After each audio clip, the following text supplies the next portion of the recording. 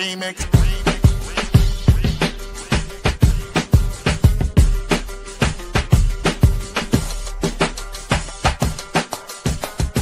Remix. Remix. Remix.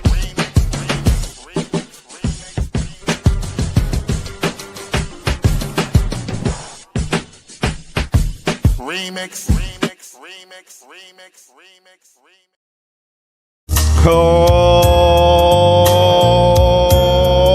yeah. Welcome out. This is the Remix Morning Show. Right here on Black Liberation Media. In case you didn't know, I go by the name of the Ear Doctor, here to bring you that boom back breakfast. Yes, it's us, not just me, holding the D straight from the DMV. You know who she is, bringing you the biz. Come on now. Let me introduce you to the one, the only one, Jackie Lukman.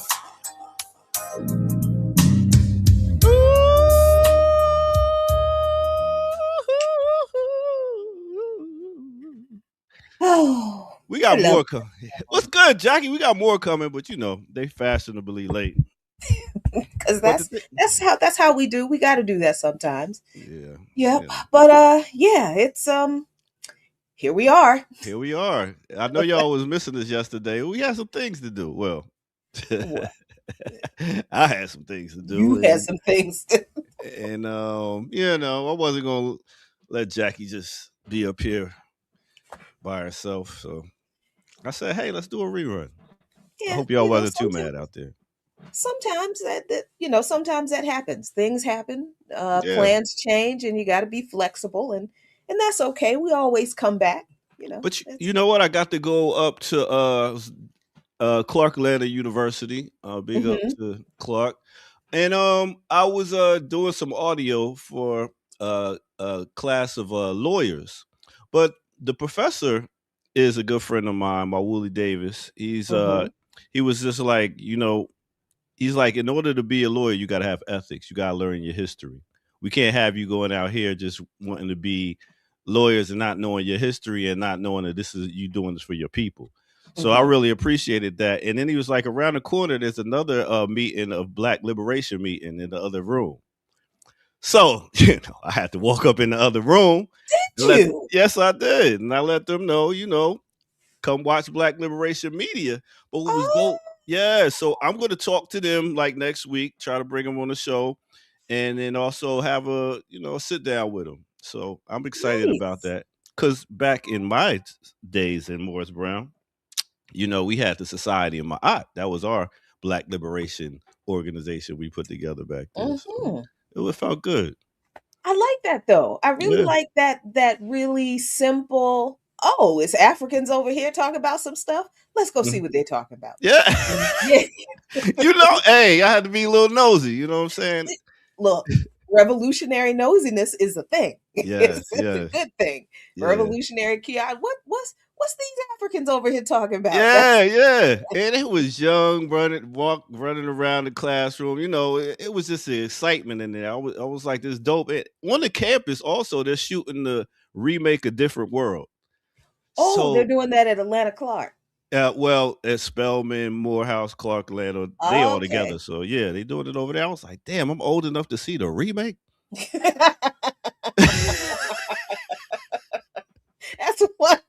That's one way to look at it. Man. I don't think I would have automatically went there, but I mean, and it's funny. I remember the first Different World when they had some old lady singing like, I know my parents, and then they brought back in Aretha Franklin to do it. I know my parents love me. Yeah. I'm wondering if they're going to remix the song again. Please don't. You got to. You got to keep it with No, you don't. I don't think they do. They do. You can't keep it with Aretha still. I know my parents love me. Why can't you? Why? Because you got to do it for the younger generation. Let us ask a true audiophile about this. Like Burn It Down, Kim Brown. It is I, your resident audiophile. And I see the Ear Doctor has forgotten when Boys to Men remade the Different World theme music. Oh, it's a different world. You don't remember that? That's when I stopped watching it. That's when Alan Payne and Lance. Oh yeah. Damn. Lance. I Her. forgot about that. See, Jackie, they redid it during time, so they're gonna have Okay, to so redo that it. what's that 3 times now? That's enough. It doesn't need to be No, redid. you gotta remix It's it. fine. You Who gotta was the get first Summer one? Walker or somebody doing Was it. that Dawn Lewis who sang the first version? Who Chat? I know y'all don't know, but Chat might know. Who sang the first? I know my parents love me. When Lisa Bonet was walking down the street with her Lenny Kravitz hat on. Yo, that's gonna be dope though. So what were you doing? Are you an extra? They recast you as Ron Johnson out this bitch? You funny.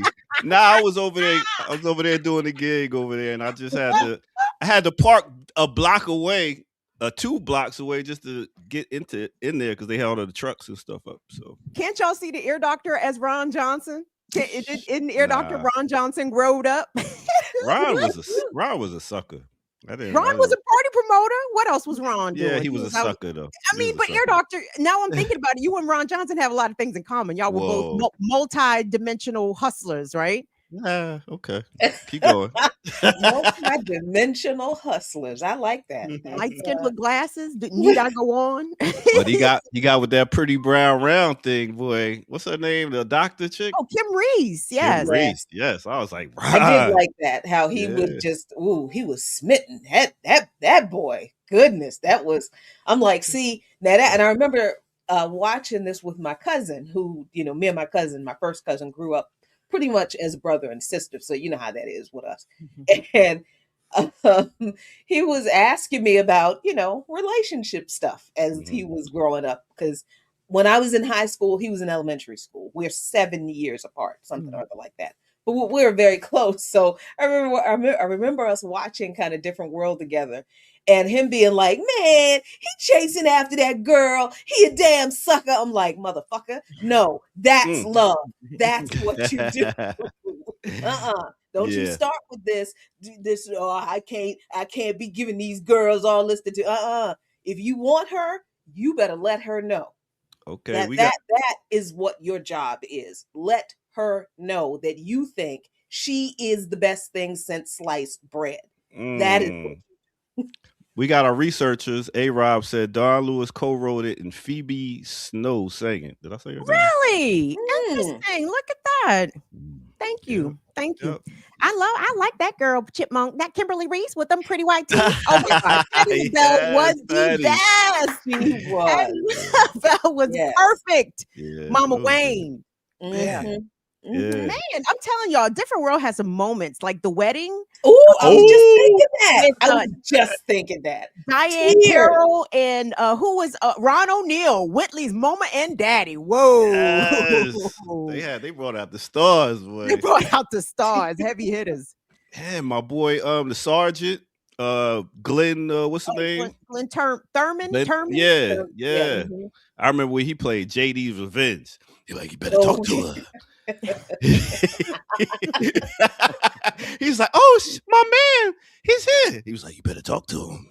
And there were so many people cast that at our younger age, we may not have known or had concept of how big, like Mary Alice, Rosalind Cash, like these giants of Black, thespianism. Can I say that? Is that a thing? Yeah, anyway. I think so. Why not? Yeah. We make up words all the time. Very true. I forgot where I was.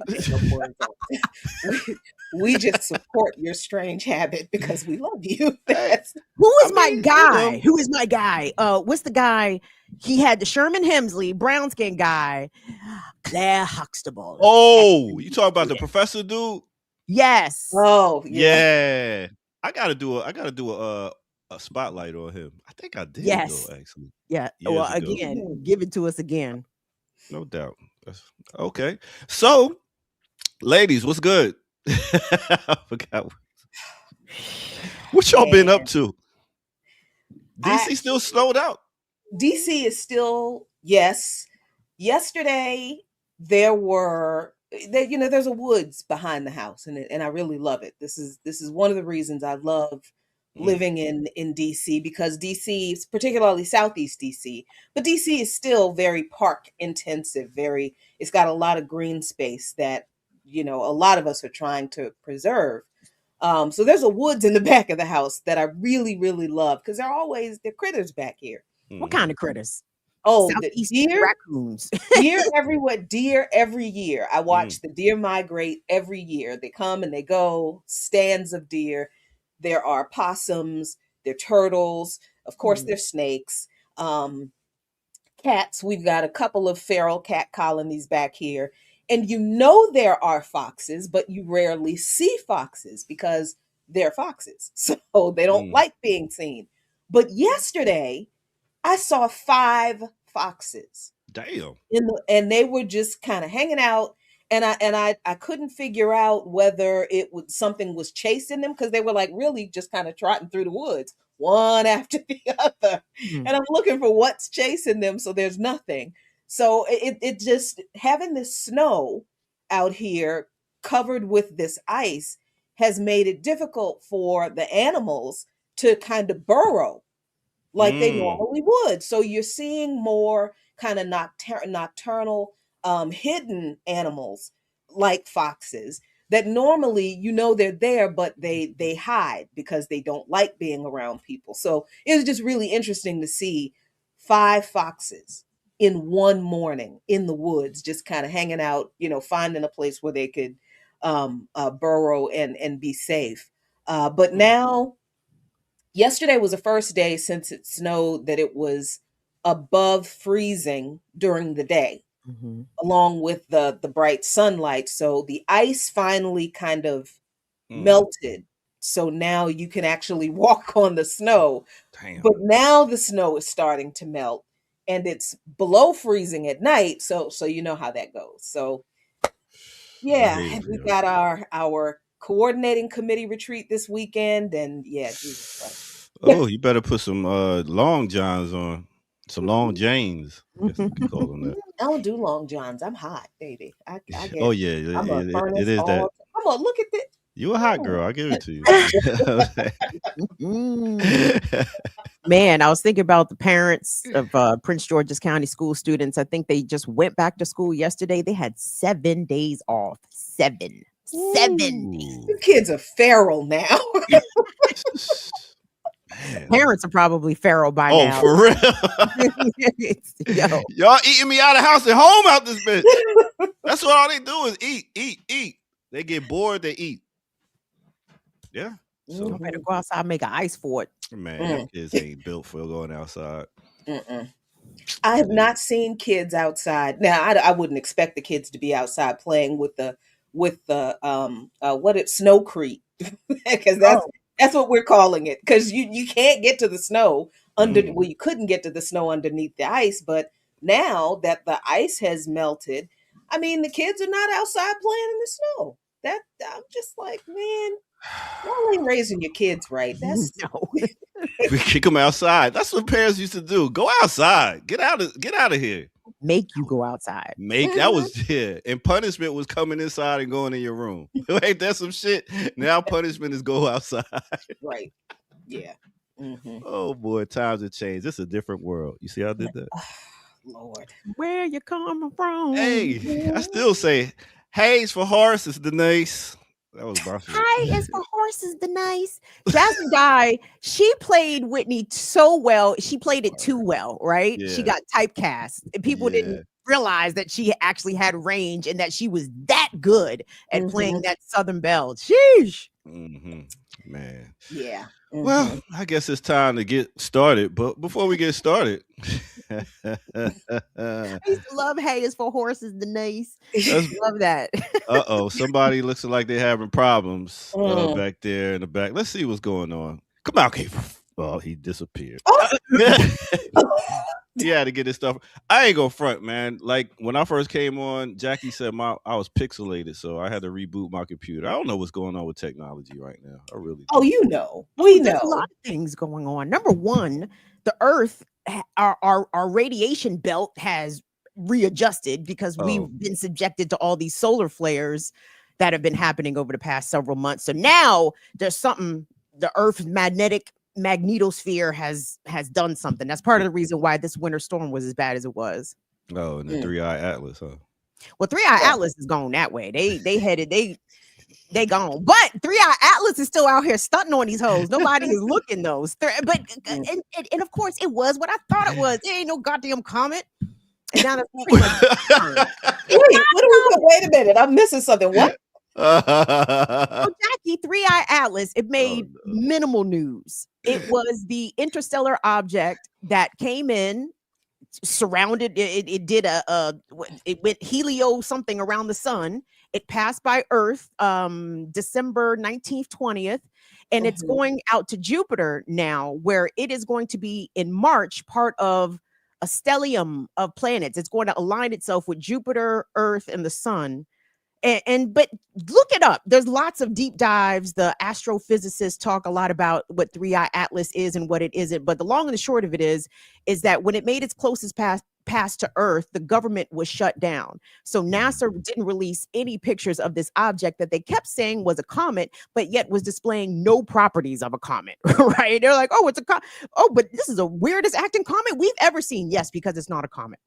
But yeah, so look it up, Jackie. You'll be shocked at what it is and how minimal news it has made. Because literally, this is a once in a lifetime celestial event that Earthlings just very much shrugged their shoulders at, and was not a big deal. Shockingly so. But let me see if I'm looking at this news, and everybody's saying it's a comet. So okay, whatever it is. That's what everybody said. Let me see if I can fix this guy. Come out here, Franklin. So what's going on, Kamal? You ain't got no sound. You can't hear us. You cannot hear? You can't hear. Oh. All right, so here's what you do. You go in the settings and you go check out audio and all that stuff. Now do that and reboot your computer and I'll holler at you. Right, and you just kicked him on out. I mean, those are his instructions. You are a hard taskmaster. Good Lord. I crack the whip sometime. You enjoy it. That's the problem. That's the problem. Overseer. That's you, Ron. Some people need direction, man, and sometimes you gotta direct them. I'm amongst scholars and journalists and authors like Jackie Lukeman, and I gotta play my role. I gotta, Why are you bringing me into your mess? I'm just saying, I'm amongst smart people, so I got to do my smart thing and lead y'all like Moses. What does what I do have to do with your lack of social skills? What? Me social skills? You're forgetting the guy that walked into a room with people I ain't even know yesterday and was like, "Yo, y'all need to be watching Black Liberation Media. Stop playing." Damn right, that's what I do. See, I don't give a flip. Anyway, when you passing out them flyers, you had them flyers ready? Man, they ain't get Renee. You got one job. Well, she got some other jobs. It's like 20 jobs. I forgot. I was like, damn, Renee do got. Renee is the chief herder of cats, and I do not relish the position. But nope. All right, so let's go ahead and take a break, and hopefully we get everybody on screen in a minute and rock it. All right, yeah. Big up to Demon. Okay, let's see what we got here. Come out here, Franklin. All right. Finally, my speakers are working. Hey, okay. Did you turn them up? Anything from what y'all said yesterday to today, I could not hear y'all. Oh. Which is a tragedy because I know that y'all were saying important things that I probably needed to respond to and correct and yesterday was a rerun, but go ahead. Yesterday was I meant the date Tuesday. Okay. Yesterday was a rerun? Why? Yeah. You see that lawyer pivot? Did you see that? Did you see how quick? Did you see how quick it was like, that piece of evidence doesn't say what I said it said? And let's move on. That's exactly. Let's change it around a little bit. Let's shift gears. Well, never mind about that. Look at this thing. Look at this hand. Look at this hand. How you doing, Kamal? I'm doing good. I'm doing good. That's good. That's good. You know what I'm saying? I look good. I feel good. I am good. It's all good for me. You kicked the kids out? Got the house to yourself? It was horrendous, but yes, I got them out. I almost made them walk the last 2 blocks. I feel that. Some exercise. Bob and weave right here. Look both ways. 2-way crossing. You got it, B. They got to learn. They got to learn, man. We had to take buses and trains and stuff at that age, man. At 10 years old, Come on. Junior high, I was all the way like traveling, like all around the city and stuff like that, buses and trains. Unchaperoned. And they got computer chips in them now. Whoa. I mean, in a pocket. Yeah. I'm just saying. You remember back in the 90s, he was like, they gonna put computer chips in us, but they figured out the way to do it without putting it inside. And people will volunteer for. I mean, I know the phones you're talking about, but and then they got them in the glasses and other things. They're going to start to put them in people's bodies, and fools will volunteer for that to happen. They'll be like, "This is fantastic." That will happen. I think some jobs are already doing that, like some years ago. So you could just walk in the job and that's crazy. I'm not committed to nothing that much. I am not that committed to anything that I need to be checking in with something that you put under my skin. You'll know I'm there when you see me. That's when you know. That's what the devil do, boy. They make it look good. Convenient. Yes. They will sell you the evil under the guise of convenience, and people will go for it every time. They good. They good, boy. To your point about the cell phones, Air Doctor, doing this Drew Hill classical breakdown mini, which we will be doing this morning at 11 a.m. I was remembering when I encountered Drew Hill inside a Harbor Place when they were working at the Fudgery. Shout out to all the Baltimore people. If you remember, sound like somewhere they would work at. Go ahead. What does that even mean? What does that even mean? Is that homophobic? Is that anti? I don't know what that was. What was that? What was that? What you talking about? What was the nature of that jab? I don't even understand. But regardless, how did I meet Drew Hill at the Fudgery at Harbor Place? Because when I was in summer of the year I turned 13, my mother did not want to leave me at home by myself. So I had to go to work with her in the city. And I had to really convince her to let me walk from her office on Austin Street all the way down to the Inner Harbor, which is probably a better part of a mile walking down Light Street, walking through Federal Hill, past the Carr Street Market. My mother let me do that at 13. No cell phone, no pager, nothing. You understand? And guess what? I came back. I made it. But anyway, your children will never have that level of autonomy and freedom and not being able to be contacted. And you just got to trust and hope that the child returns. And most often they will. You said most often. I mean, with the location. Firing confidence. He said most often. It's 75% of the time. When we grew up, like, people are shocked when I tell them in middle school, in elementary school, I walked a mile to school in the city. Everybody did. We all walked. Everybody. Like, if there was a child kidnapper, all they had to do was go to any urban city and see all these latchkey kids walking to and from. So when we got older and we see all these movies about, these weird ass pedophiles kidnapping people, we were genuinely like, where they do that at? Because you couldn't get away with all of these kids out in the hood. Yeah. All the kids were latchkey kids. Everybody's parents worked. All the retired people looked after everybody's kids. So there was no such thing as some random ass person hanging out watching the kids, because Mrs. Thomas with her shotgun would have blown his head off. That's right. That's right. We had neighborhood watch. Y'all remember that? And then told everybody's parents, this man, I don't know who he is. Anybody know who he is? Yo, I don't know who he was, but he was out here. And I talked to Dave. Dave was the neighborhood cop.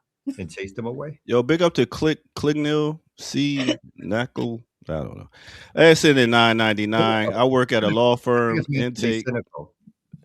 Cynical. There it is. Okay. I work at a law firm, and I get calls from people who have left the jail constantly saying they were told the only way they could leave is to have a chip put in them. What? Wow. Who did that? Jay-Z? Was that part of his didn't he have a I'm putting niggas out of jail if they chip up? Wasn't that his initiative? Having a good morning until you mentioned that mother. I'm sorry. All right. Let's get into some worldly stuff. Y'all, when y'all wake up, drink a room temperature glass of water so you can rehydrate and flush your body and get your good day going. All right, that's my health tip for today. Let's go ahead and get right into it. This is the Remix Morning Show. Let's go. I'm sorry.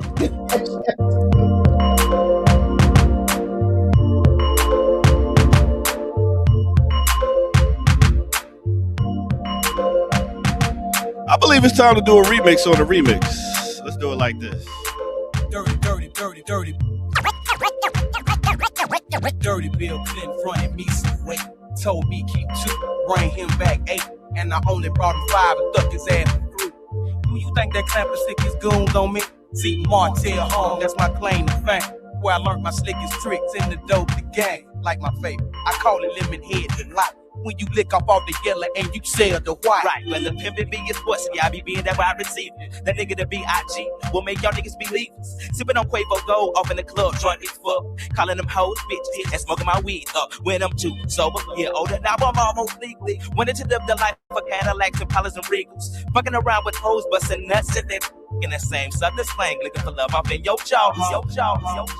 Before makes you calm, cigarettes give you cancer, moves make you dumb. What you niggas know about the dirty side? What you niggas know about the dirty side? All right, let me take you to a time. Let me take you back to 1995 with the Goody Mob. Yes, off their album Soul Food. The name of that song is Dirty South, featuring Big Boy from Outkast. Hit that like button, subscribe. If you're new to the channel, go to patreon.com, become a member over there, get footage that's rare, and donate where at blkliberationmedia.org. Yes, go get you some fly merch. That way you can help to support this channel so we can keep going for you and yours. All right, that said, let's get back to it. You know how we do it right here on the Remix Morning Show.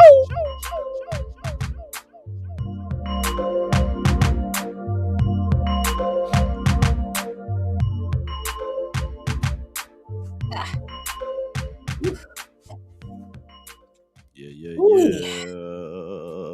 So you know I'm old. Some songs don't stand the test of time for me. I was like it was a lot of curses. It was like I was right? I was like, oh my, it's a lot of foul language. Oh my, the silence. I did. I got a little Really? I got old, but I was like, oh my God. You did look a little flustered. I was a little flustered, like, oh my, the language, the sexual connotations. Oh my God. Oof. I'm sorry. I'm still corrupted because some mornings I wake up and that's the first thing I think. Cussing. Hey, y'all excited about that Michael Jackson movie coming? What Michael Jackson movie? What Michael Jackson movie? What are you talking about? The Michael Jackson movie? Huh? Yes. Those bad previews. Who's doing it? And Tony Kwaku. And isn't it the sons of the Jacksons who's playing Michael? Yeah, Jermaine. Anthony, are you trying to say Anthony Fuqua? Yeah, you go. Jesus Christ. That sounds like a curse word. Doesn't that sound like a curse word? Fuqua. You got it though, didn't you? Fuqua. You're welcome. Anthony Fuqua over here. Yeah, I heard an F and a Q and I thought, there you go. You know what, Ear Doc? I'm not gonna lie. I never knew how to pronounce his name either. I just would leave it off. Come on, that man. dude, the director dude. Yeah, that dude. See, I'm just the bravest to go out here. Yeah, no, I like that you make. Yeah, that that's helps one me way out to too. put it. Yeah. I like. Ooh, I'll that's be scared. One thing I did like that Kanye West said was the fact that someone said Paris Jackson is not a fan of the film. You mean Paris Jackson, Michael's blanket son? Paris. Son? Is that the son? Paris is the daughter. It's the same thing. They're both not his kids. It's crazy they're getting all that money for no good goddamn reason. A dental hygienist and a white doctor. Those are, and that's good enough money for these white kids. Why can't they have that white money? The dental hygienist and the doctor or something. That's the real parents. I'm just saying, I've never seen biracial children look like that. They're not biracial. That's why. Maybe that's why. There's no sperm for Michael Jackson. Nah. I'm sorry. It's too early in the morning for this.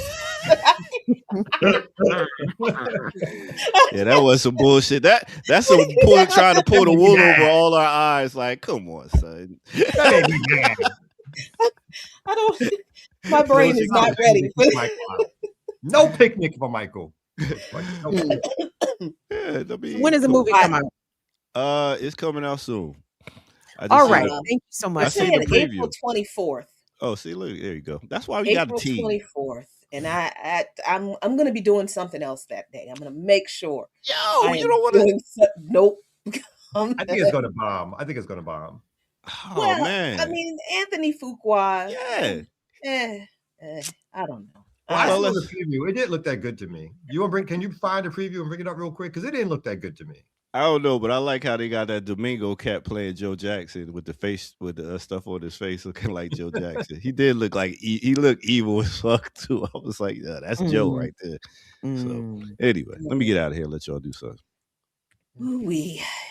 Yeah, that's. No, I'm looking for the preview, B. No, don't hit no map. Oh, you really are looking for that preview. Cause I want to see the teaser. So the Broadway show, I believe, was a hit, right? Because the young man, they had a Broadway show because the guy who played Michael is actually from this area, and I even think he got a Tony Award for his performance.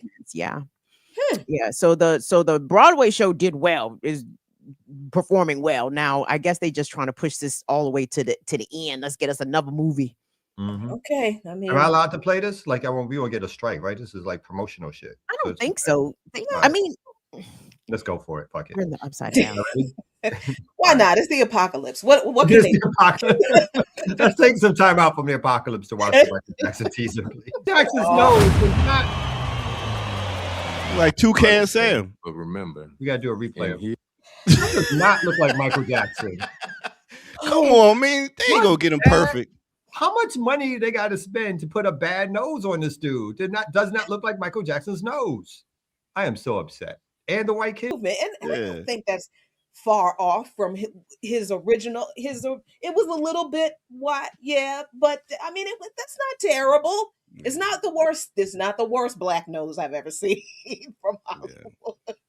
It could be a black nose. It just wasn't Michael Jackson's black nose.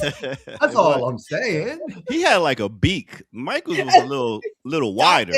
Yeah. Michael had a beautiful, fine nose. Broad nose. Stayed on his goddamn face for the rest of his life. He did. He cut short by taking all them drugs and getting all them surgeries.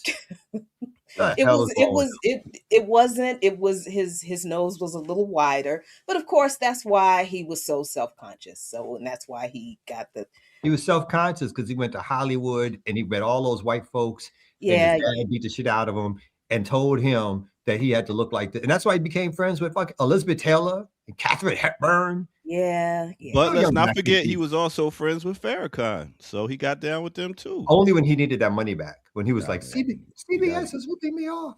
You gotta get some bullies. Kalanj 93 FGJ. $9.99 yesterday marks 27 years since Diallo was killed. Amadou Diallo was killed by New York Police Department. Does Kamal remember where he was when that happened and on the ground organizing that took place? My guess is he was in the streets. Is that right, Kamal? Yeah.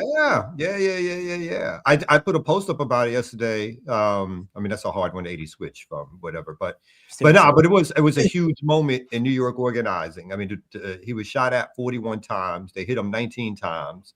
They claimed his wallet was a gun, and he only had a cell phone on him. They tried to cover it up right away, but it was too obvious that he was. Yes, they said he had a cell phone, not a wallet or whatever. Was that Mr. Diallo? I thought he was the one who was assaulted by the NYPD in the bathroom. No, that is somebody else. Yeah, that's the Haitian. What was his name? Somebody in the chat help. No, Diallo was the African immigrant. It's the Haitian brother who was assaulted, who at the time said that Abner Louima, thank you. Okay. That happened relatively close proximity time-wise of each other, right? Yes. There was a 80s and 90s, there was a lot of black people being killed by the police and by racial gangs. So it's not surprising that they could be. Sean Bell was during that time period too, not too much. The brother who was leaving, I think, a strip club. It was like the night before his wedding, so it was like his bachelor's party. So the Diallo one was in the Bronx. People, it was a unifying moment. And I mentioned the other day too, is like, look, this brother was an African immigrant. No one gave a damn. None of us divided up and be like, oh, he's an African immigrant. He's not black, or he's not from America, not whatever. It's like those pigs shot that brother because he was black. They didn't care if he was from the Caribbean, from Africa, from Brazil. They saw a black man, they got scared, and then they shot because that's what their training tells them to do. And then they basically tried to cover it up. And it was mass marches and demonstrations. I can't remember offhand what happened to the cops, but it was mass marches and demonstrations that took over the city, at least for a week or two or so forth. And we all were out in the street demonstrating, like in front of City Hall, in the Bronx, theater marches, everything and anything to bring attention and be outraged by what was happening. Yeah.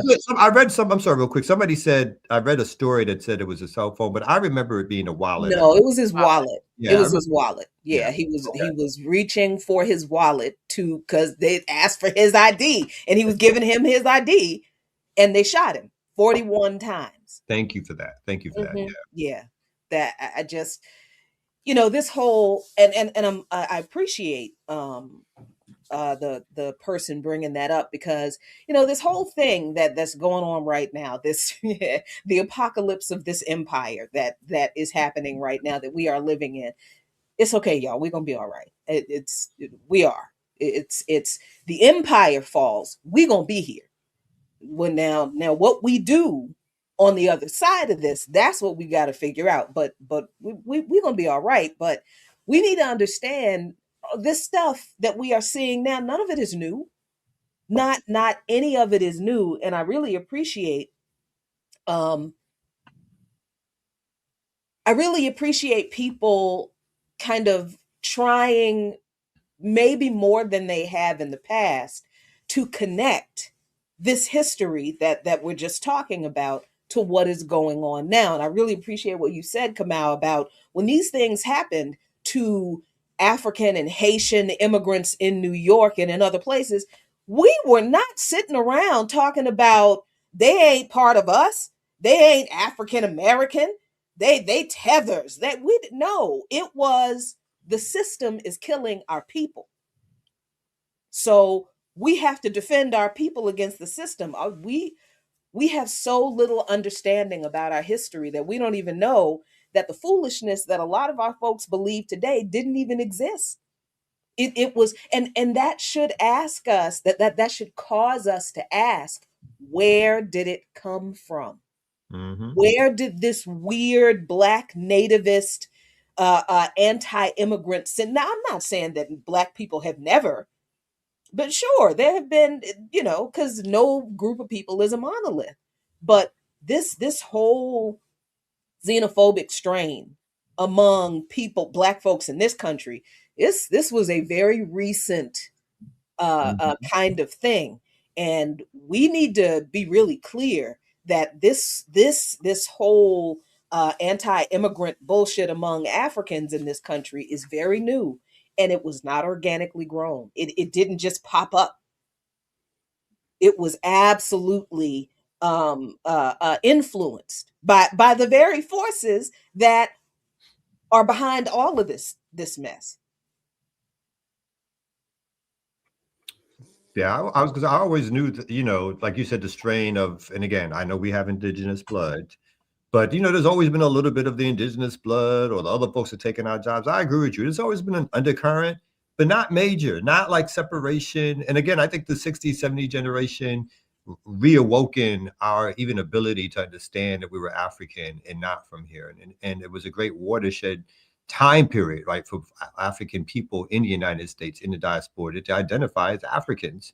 And then you're right, like all of a sudden, 10, 12 years ago, this online ideology that has no basis in reality, that's made up terms and made up words, started to appear. And at least online, I don't necessarily hear it a lot on the ground. I hear, but at least online, it took on a life of its own, where these folks became this particular strain of people who got propped up, who all of a sudden had resources, had their own infighting and big enough that they can break off into two sections of an adios and a foundational black or whatever.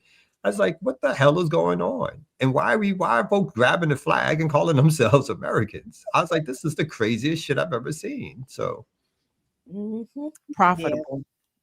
Division is profitable. Divisiveness and anti-blackness never goes out of style. You can always hit a lick being anti-black in some form or fashion. So did we toss the satellite, or do we need to toss the satellite? Please. Okay. Toss the satellite. All right, toss that satellite. Come on, let's go. Satellite. Where is he? I know he's in the bathroom now. Okay, now fine. He's in the bathroom or something. All right, we'll pretend that the satellite was tossed. We need money for production value. Money for production value, yeah. Go. Who's got a news story? What's today? I misplaced my phone, ergo, therefore, I have no idea what day or time it is. Is today the 5th? Today is the 5th. All right. 5 February. Yep. So why not let's start with Black Agenda Report, because we weren't on yesterday, so I didn't get to do our Black Agenda Report roundup. So this week on Black Agenda Report, you've got the Epstein files show how the elites move, and we're going to get into that in a minute. But there's also the resolutions passed by the Caribbean Anti-Imperialist Conference in Georgetown, Guyana in 1972. Aaron Garrison writes on Michael Parenti and what he said about the war on drugs, because, Michael Parenti just passed last week? Yeah, last week or maybe, this week? Last week or the week. No, not this week. Last week, I believe. Last week, yeah. Our weekly poet in residence with a poem about Minnesota. We've got Roberto Servant, who is very shy about giving interviews. I've been trying to interview this guy for years, and he's just like, nope. He just doesn't do it. But he's reviewing this book, Marisa Solomon's book, The Elsewhere is Black. Really great climate article from Anthony Rogers Wright about the EPA's zero-sum game surfaces, a dialectical paradox that should not be celebrated. Cuba must not fall. Imperialism, resistance, and the global stakes of defending the Cuban Revolution. Anniversary of Zone of Peace. More defense of Cuba, and an article honoring Georges Ibrahim Abdallah, who writes, "Together and only together do we win." So that's in this week's Black Agenda Report. But I wanted to, if you all are cool with it, I wanted to get into this Epstein article a little bit, because while I have been trying very hard not to fall down into that disgusting cesspool of what is in those I mean, we knew, right? We knew how, but dear God, like, did I honestly, I don't think I thought that every horrible movie, or every movie that showcases how horrible the wealthy elite could be, is actually not only true, but the movies probably can't get as bad as what these people have actually done. You know what I mean? Like, Eyes Wide Shut was not made up. Okay, it's not. So Margaret Kimberly wrote this article talking about the Epstein files and what people are not paying attention to. So I want to go down really quick, because I don't want to waste a whole lot of time. Talks about the Jewish supremacy that the Epstein files also expose, and the role of Zionism, how deeply entrenched Zionism is in this country's government. But she goes on to say, what's been missing is a deeper dive into the web of relationships with prominent people such as corporate leaders, the Israeli government, and international financiers like Epstein himself. The emphasis on sex trafficking and sexual assaults of minors has quite rightly garnered great attention, But there are many more things we should know about Epstein and what his relationships tell us about how the world actually works.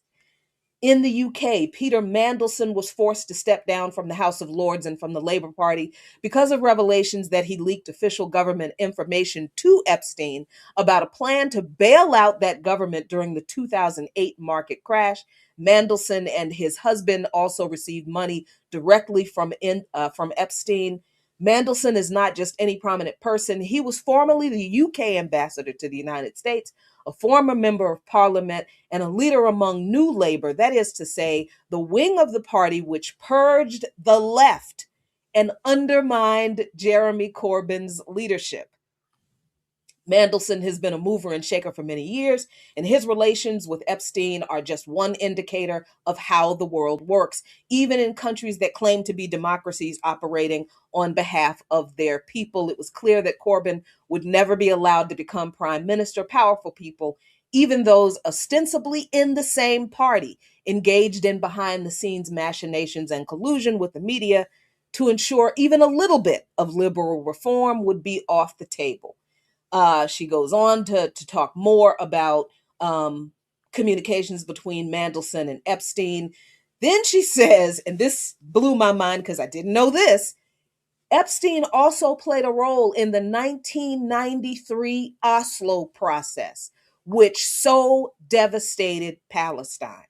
A Norwegian married diplomatic couple, Mona Juul and Terje Roed Larsen, played a lead role in the Oslo Accords and were also on Epstein's payroll. Larsen received a personal $130,000 loan from Epstein and had to step down from his post as president of the International Peace Institute after it was disclosed that the organization received $650,000 in donations from Epstein. Juul and Larsen's children were reportedly left $10 million in Epstein's will. As former UN official Craig Mokeber says, I think that's how you pronounce his name, I can't prove that Israel has corrupted UN political officials working on Palestine, but I know that Larsen and his successors as UN envoys, UNESCO, all consistently prioritized Israel regime sensibilities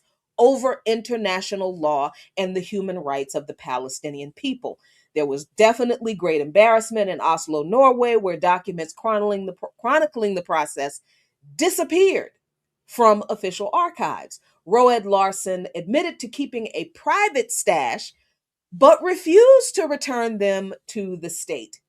An Epstein associate advocated that he involved himself in the looting of Libya after the 2011 NATO regime change plot. The $80 billion in frozen assets were the target. I have been speaking to the law firm Paul Hastings, Janowski, and Walker to go after the money on a contingency basis, but it would be to our advantage to pay them on an hourly basis and initially go after the low-hanging fruit, which would enable us to keep more of the money. I also have friends, formerly with MI6 and Mossad, willing to help identify stolen assets and get them recovered. Epstein did not demur his response, only stating that, quote, Libyans now are legit. There will be many claims on that money. Listen, I'm going to give you a link to this article so you can read it for yourself. But I want to be clear because Margaret does say in this article that the point is not that Jews run the world. That's not what this shows. This is not, because that really is anti-Semitic as fuck. The issue is Zionism. It is the role that Zionists, not Jews, Zionists, these people are Jewish supremacists. They're not just Jews who are of the Jewish faith. They are Zionists. They believe that Jewish supremacists should rule the world, and everybody else who is not approved by them I don't have to explain it. It's the same thing as white supremacy. It is the same thing. It's not that they actually are better than anybody else. This is the delusion that they've created to justify their oppression. And the Epstein files that Margaret is arguing, yes, absolutely exposes the sexual depravity and the moral bankruptcy of the not only political leaders of the world, but all of the ruling elite. Everybody, corporate leaders, entertainment leaders, entertainers. Some of our favorites, Jay-Z, right? That's yes, the files expose that, but the files also expose the control that Zionism has on world governments and capitalist European Western societies all throughout the West. So the Epstein files really do make the case that Zionism and imperialism are bedfellows in all of our oppression. And I hope that you all read this article and read this week and everything in Black Agenda Report this week, and be clear that this is this Epstein thing really is literally telling you how the world works. This can't be reformed. You're not going to vote this away. You're also not going to one day protest this away. And let me not say anything else before I piss somebody off. Okay, here you go. I mean, the stuff coming out of the Epstein files, it is shocking, right? I mean,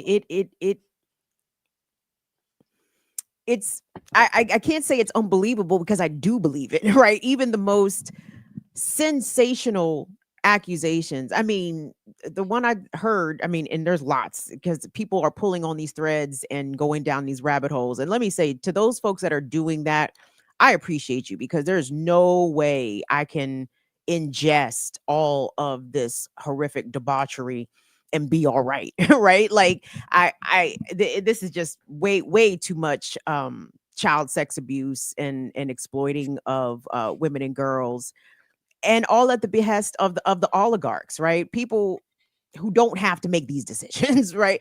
But like, I mean, what's going to happen?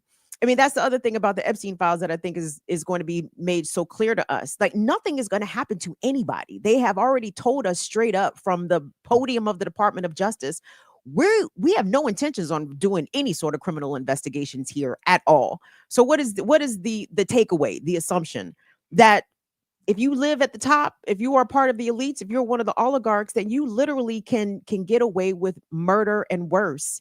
And meanwhile, people are being killed here for exercising their First Amendment rights, for simply being out on the streets, for verbally confronting the occupying forces in our cities. People are being killed for that, but yet women and girls can go exploited and trafficked for generations, decades, and everybody just gets to live their life and don't even have to worry about being investigated or anybody coming for them.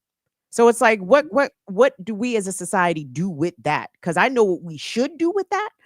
I don't know if everybody is ready to do with that what needs to be done. Yeah, I would say quickly too, it also for me shows how in the ways in which the system is self-corrective, and or how it throws away its excess. Because you know who did die from this, or who did get punished? Epstein. Allegedly. When I say die, I mean was killed. I don't mean suicide. I mean he was disposed of when he became a liability. As tied in as he was, as rich as he was, as much blackmail information he had on everybody else, as much as people did not want the files put out in public. The system found a way to deal with an Epstein that kept the system going, right?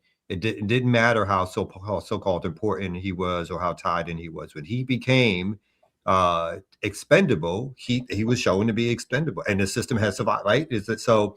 So I'm one of those folks who believes, like, you know, these power centers, right, where the debauchery and the trading and the ideas and the manifestation of the will of imperialism through either the idea of the master race or the master religion, whether or not that's tied in with both Zionism, Christianity, white supremacy, and all those things in between. That system has a way of punishing those who potentially can cause damage to the overall system. Again, and in some ways would continue to cover up as they go, right? So Epstein became the target, the bad guy, and then for what? How long ago he was killed or supposedly killed himself? 3, 4, 5 years later, and only now these documents coming out, and the ways in which they're coming out is for the bad, terrible, evil, salacious details, but not the political investigation of the people who were doing this and how they were working resources and people to get things done that they wanted to get done. And there will be some others who will fall because they said too much or did too much, or they make easier scapegoats because they're in there being like, yo, B, when is the next time I can come over? Man, I love that. I love being up in that place or whatever like that. When's the next party kind of shit? So it's like, yeah, those folks they're gonna be out. But that system itself is replaceable unless there's a force big enough to replace it. And for me, that's part of the learning or part of the thing that we should take out from this. And also, people, I'm sorry, Jackie, but people don't care about sex abuse victims. Like that should also be a giant takeaway. Like, as much as people claim, well, we have to protect our women, we got to protect the kids because blah, blah. Nobody gives a fuck about the kids. All right. Nobody cares if women and girls and children are assaulted. Nobody cares. Like, let that be one of the most glaring, not even a revelation, but maybe finally an acceptance of fact of our reality. Nobody gives a shit about the fucking kids in America. Okay. Nobody. So anyway, I'm sorry, I didn't mean to cut you off, Jackie. No, you're right. Mm-hmm. All right. It's a lot. This is the Remix Morning Show, y'all. We need a quick break, and when we come back and give y'all some more, because this is a lot. Anyway, let's get to it right here on the Remix Morning Show. We got 302 people watching live. So let's get it right here, right now, and take a break. Did I find the right button? Here we go.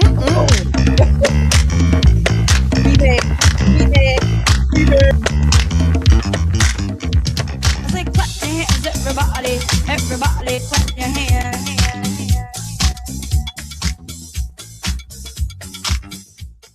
Yo, it's Hip Hop Story time with no other than the brother Minister Server. What's good, fam? Everything's good, brother. Peace to my Remix Morning Show fam and Black Liberation and the remix and all that. What's good with you, bro? Hey, man, I'm here. Let's just go there. We'll stop there. I'm making it. Woosah. Take a deep breath in.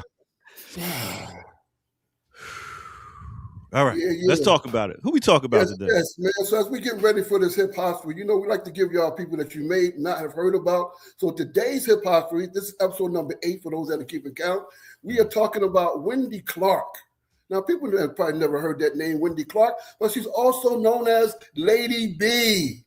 Yes, pick up the Lady B, the legendary Philadelphia hip hop rap artist and radio pioneer. Now, for those that may not know, Lady B, she was the first rap artist out of Philadelphia.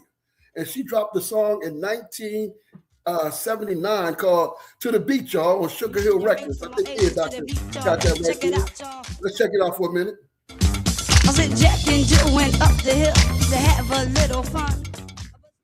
Yes. That's that old school disco DJ Hollywood style. But she went on again, to do radio, and people don't remember. But in the early days of rap music, Philadelphia was the number 2 market behind New York. I mean, a lot of things were coming out of Philly. Of course, she went on to influence and break a lot of new artists like Jazzy Jeff and the Fresh Prince.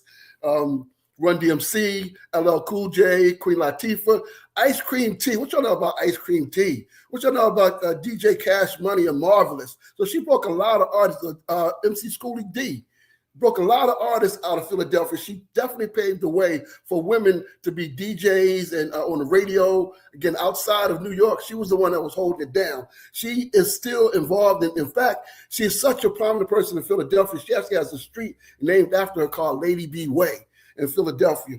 She's still on radio now. She's on Classics 107.9 in Philadelphia. She's also on Sirius. She is a true hip-hop pioneer that a lot of people may not have heard of, but that's why we have this hip-hop story, to let you know the people that are important, that we need to make sure that we big up to Lady B. Enough respect. She's another great example of hip hopstery. Lady B, a sister pioneer, Black History Month. She made history, the first rap artist. Before Jazzy Jeff, before Hilltop Hustlers and Steady B and all of them, it was Lady B. Enough respect. Okay.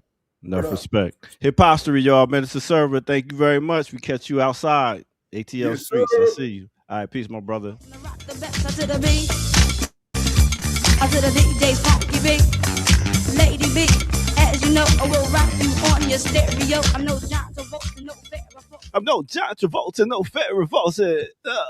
That's that straight Sugar Hill Gang flow she stole right there, boy. Great 70s too. John Travolta and Farrah Fawcett. Woo, Lord.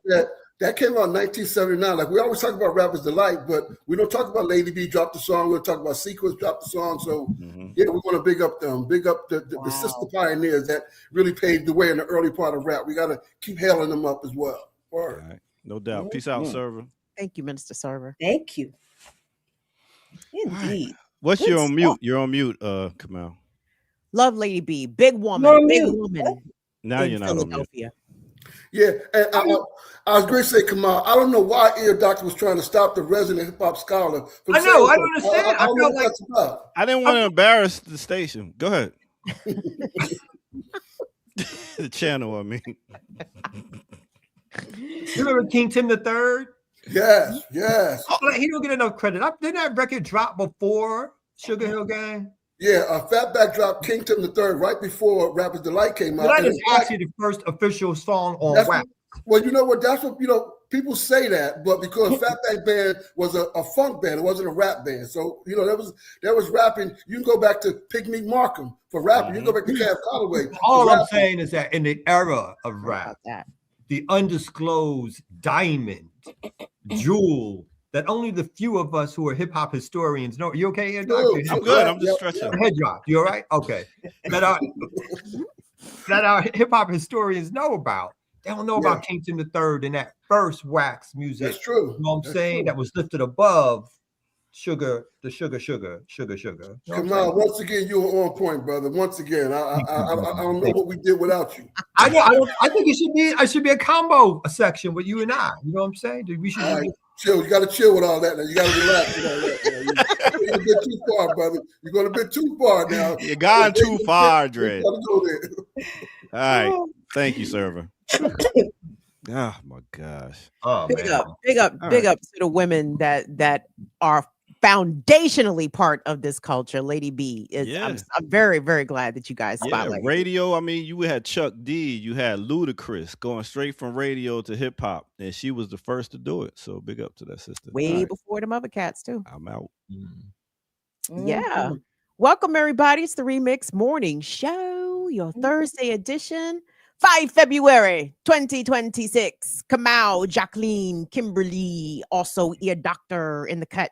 Remixers, thank you all so much. Shout out to everyone that has already run us some support. You know Kamal's about to start. He's about to shake you down. He's about to go in your pockets. He's Gregory Abbott out here. He's about to shake you down. Let me shake you down. If y'all want to, I see people, as always, dropping stuff around Chomsky in the chat. I'll address Chomsky. I've already addressed it once, twice, 3 times. Okay. I'll address it again, but only after we get a couple of super chats. What are we addressing? The striking resemblance between Noam Chomsky's children and their good brother one pictured with us on screen. What are the people talking about Noam Chomsky? I think they're relating Chomsky and the Epstein files again. There seems to be a detach of like, I don't know why people are going, the so-called leftists are going after Chomsky so hard. And I will address it. I will address it, but only after a few super chats.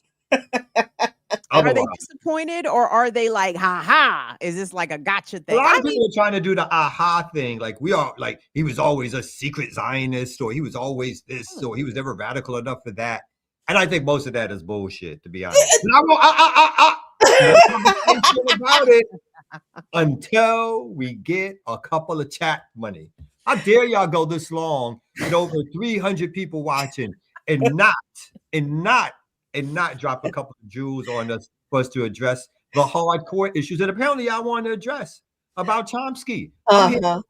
We don't even need you to address nothing about Chomsky, because Chomsky addressed himself in them fucking files. And I don't want any more excuses about that man. Oh, there's no see, this is the throwaway culture of a Noam Chomsky who is dedicated 60, 70. Stop talking, Kamal. Kamal, we got two. We got two. Two is not enough. That's $15. Thank you for my time. Another man is being. Remember that song? To being a Zionist. He's a what? Now he's a Zionist? Y'all need to stop. He is not a Zionist. He's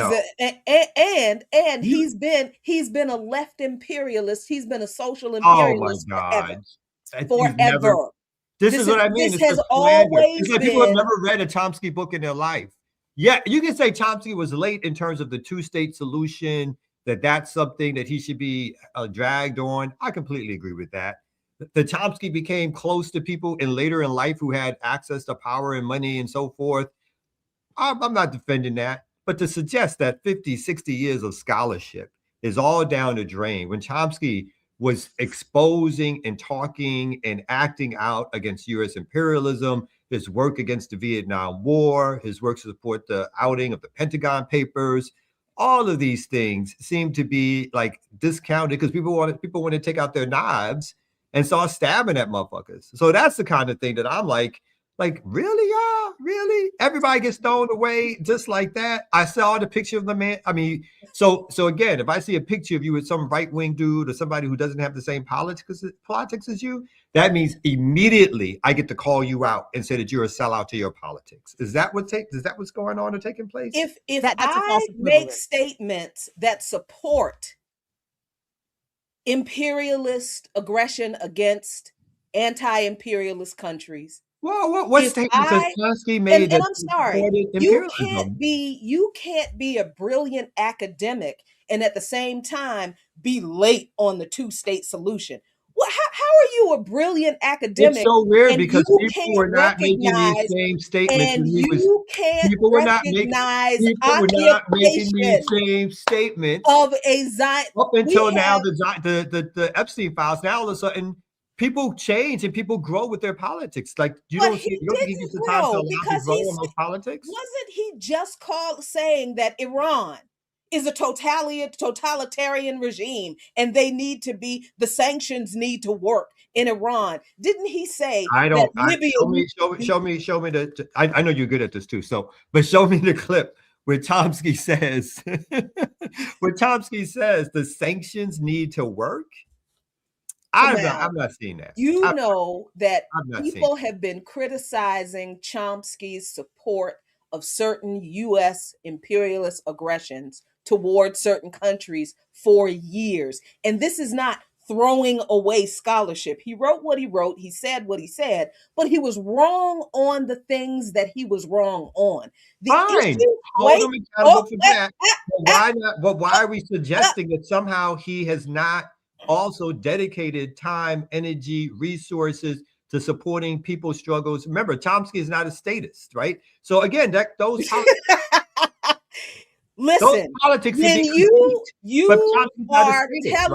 you are telling an international child sex trafficker, I am so sorry that the media is treating you so badly. The best thing you can do is this is what Chomsky wrote to Epstein. So it's not a situation where he was just like, well, there might be something. Well, I don't know. He is giving this man advice on his crimes being exposed. And the media at the time when he was first arrested, talking about what he was doing. And Chomsky is not above critique. Chomsky gave him advice, and the way Chomsky gave him advice was to agree that Epstein was being unfairly criticized by the media. Chomsky knew. He knew what Epstein was doing. He knew, just like everybody Are you else suggesting did. that Chomsky was involved in? Are you now taking another step and suggesting now that he was involved in these sex crimes? What or did whatever? I say? I'm just Did trying I to be say clear that? about what you. I'm just trying to be I clear. say that? I'm I just was trying to clear. be clear. I on what we're was suggesting clear. Chomsky was I involved in. said he I knew. now think there's a revisionism around Chomsky's politics actions. Again, And I didn't no say critique, anything about. You I should have said critique what on I Chomsky said about and what he did. everybody else. And Let's you have are the trying critique. to make it as if Let's people have are the critique. dismissing all that he said and did. First of all, I am don't whine saying like that. When I that man whine, and you know this knew very that well, when Jeffrey I Epstein whine a lot better. So Kim, Thank you, ear doctor, because my I was God. like, dog. I was about to say so, but R. Kelly made good music.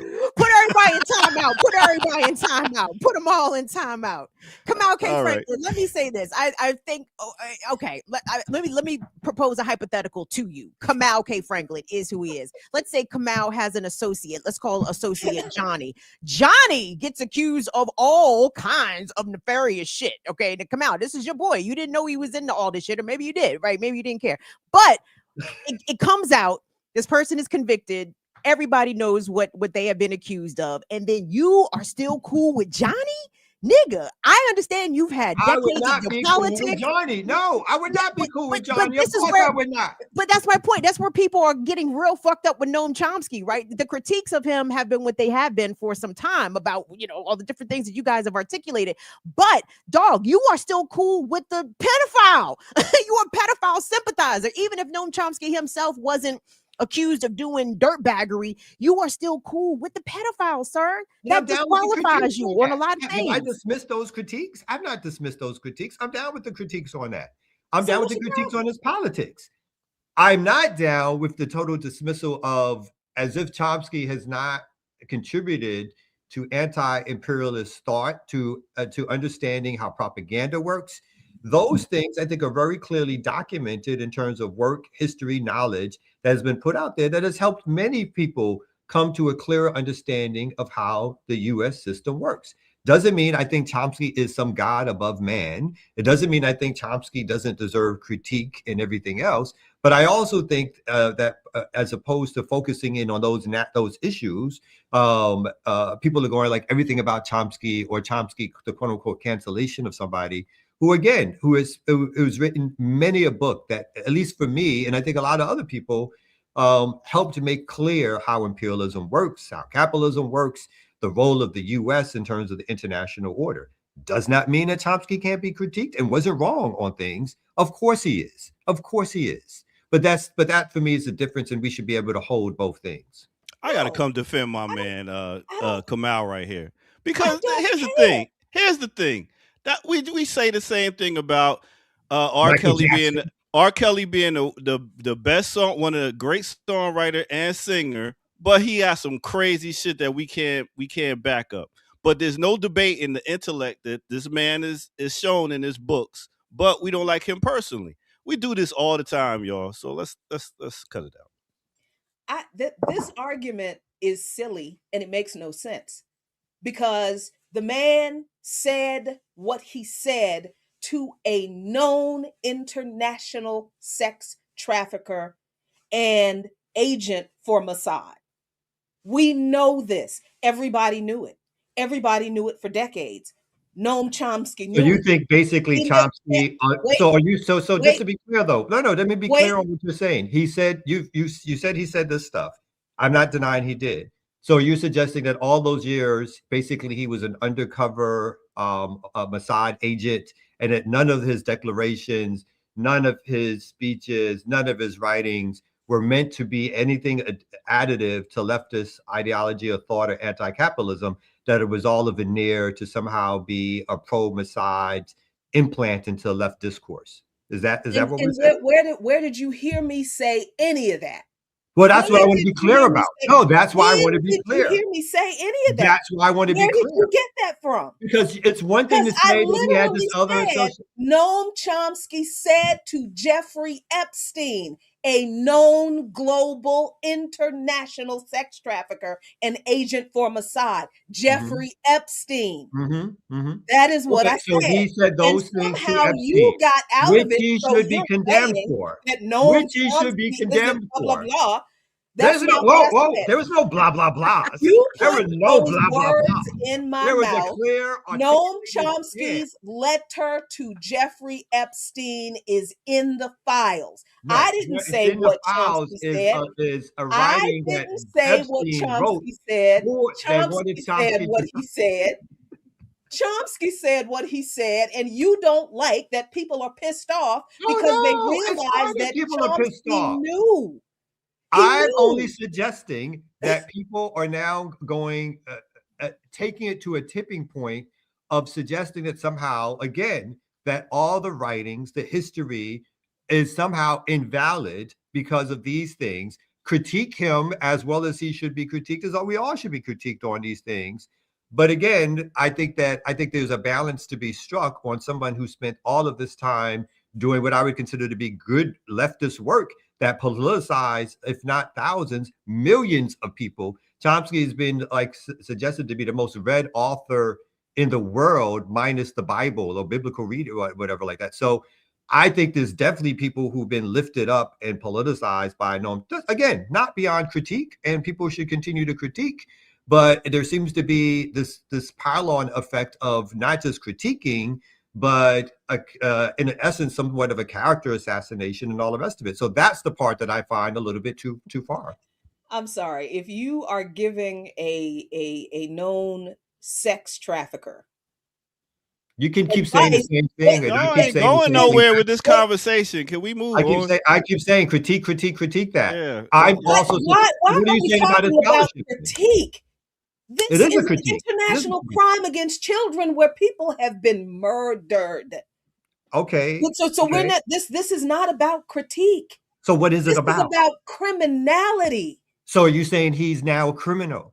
So what? I mean, again, I'm accepting your critiques, your suggestions or your statements about Chomsky. What I'm saying is that, again, that there is scholarship and there's work that's been done for 40 years that has also politicized people. And so he's not some stand-in for right-wing thought, or he's been fooling us all these years. You can say that he was wrong on all these other things, with also potentially saying, or even having a clear understanding, that he wrote many things which were helpful and supportive of left thought ideas that should also be critiqued, that again politicize hundreds of thousands of millions of people to go on and study and be leftist. So that's the part that I'm talking about. And the part I'm talking about particularly, I want to keep my Chomsky book. He stayed friends with a known child sex trafficker, So Kim, at 11 o'clock, we coming back with Drew Hill. Classical breakdown. Drew Hill. Make sure y'all come back at 11. What time? Is it 10 o'clock? It's not yet. You know, I just needed a break from them going back and forth, not going nowhere. It's like a tug of war, and they're able to bring it. I can also press buttons. So we could move to the next story now, y'all. Y'all got it out. It was good. I enjoyed it. I feel like the takeaway is, oh damn, Kim, don't bring it back. I'm so sorry, but Kamal's basically saying don't disqualify all this man's work just because he's a pedophile sympathizer. Don't throw the baby out with the bathwater. Wow. We get it. Well, okay, then we will yeah. have to do all the other stuff then that people are saying about the Michael Jacksons. And again, I don't want to bring it to the entertainment level. But again, I'm not suggesting that Chomsky shouldn't be scrutinized and deplored for what folks are saying is his support for Epstein. Fine, do that. I'm only suggesting that he is not some implant from the right wing. Maybe people feel like he lost his way, or maybe people think that he never was on the right path. But I think Chomsky has made significant contributions to left struggle through a history of work, ideas, and propaganda that has been supportive and helpful for getting people to do work in movement spaces. That's all. Kamal landed the plane like the third time already. All right, we ready to move on? Fine. Jackie, I still love you. Do you still love me? Maybe not. She's like, maybe. It's fantastic to know that people don't want people who are aware of the abuse of children to be punished for not doing shit to stop it, or at least to be that's fantastic. Now you're gonna make me mad because that's some bullshit. You're just preaching bullshit. You going there with that now? No, Jackie, you pushing buttons now. I don't come here and talk about your fantastic theories on things that are bullshit and say that diminishes you from leftist thought. Yeah. Right? So right now, it diminishes you from leftist thought. Oh, no. I don't understand what the argument it don't get to go like that. Is. Let's hold each other accountable. This okay, argument is. No. Let's I don't understand what the argument is when what he said. You understand the argument. You can disagree with the argument. You can disagree with the argument. I don't get that. Don't make accusations because the about me. issue is not Chomsky's writings or it's none of that. It's the I've fact already that agreed with the part. I agree with part of your argument. I agree with part of your argument. Everybody knew he was a child sex trafficker. Hold him accountable. And we're not talking about that. Hold him accountable. We're talking about his politics. And his principles did not move him not to be friends with a sex trafficker. Fine. And that is the argument. That's a good argument. Okay, then they make that argument. Then they make that argument. It doesn't have anything to do with. Let's not get personal. Now, we already got personal, so we're gonna hold each other to a you got a little personal. You don't do that. Going forth. No, from now going forth. Come on now. We're gonna hold it personal. We're gonna keep it straight up. What was personal? On the job. We're gonna keep it on the square. I said. No, you said what you said, and I'm glad you said it. You did. We're gonna keep it like that for now, for eternity. So I'm good about that. I'm good. Yeah, that was some bug. Nah, that's just gonna keep it a buck. That's right. Okay. So I get accused of claiming that everything Chomsky wrote and all of his contributions were just thrown out the window when I never said that. I didn't make my argument directed towards you. I made a general argument that stated that people are saying ABC, and my retort was that I think, yes, that all can be true. I found in my time period of reading Chomsky to be extremely helpful. And I think there's thousands, if not millions of people who did. So as we're critiquing what we say that he's been doing and so forth and so on, my particular point is that Chomsky is not some implant, not that you said that directly, but whether or not people are suggesting something of the sort. I'm saying that Chomsky has contributed to leftist thought, ideas, and practice over decades. That's what I'm saying. Okay, but that wasn't the point. That was not. It's not your point. It's my point. So it's my point. You can make your point. I can make my point. Right. Okay. So I was the one who started the conversation based on the fact that people were saying shit about me and my support for Chomsky. And I do not support the things that people are saying that Chomsky has been involved in. What I said was that I tried to make this as clear as day also several times. I don't think that his scholarship should be thrown out because of what people are now saying that he's been involved in or accusing him of supporting. That's been my clear argument all of the time. Okay, but I never made that point. I never said that. No, but I never said that I'm defending a pedophile. I'm defending bringing that up in response to something I said that wasn't that. No, but what you did do is start to allude to my personal character during your argument. That's what you did. It's the Remix Morning Show, everybody. Welcome to the Thursday edition. Y'all really need to run them super chats for what you just saw. We just saw a middleweight, a middle. How many rounds was that, Doctor? Like 3? Son, I seen Jimmy Fly Snooker jump off the rope like 80 times. I was like, God. And that's what we do. You know what I'm saying? We have disagreements, but we got to realize sometimes we're going to disagree and stuff. And that's what it is. But we still are headed towards liberation. And that's why y'all here for Black Liberation Media. That was like when Hulkamania used to wrestle Macho Man Savage and they used to slap each other in the chest until they started bleeding in the chest.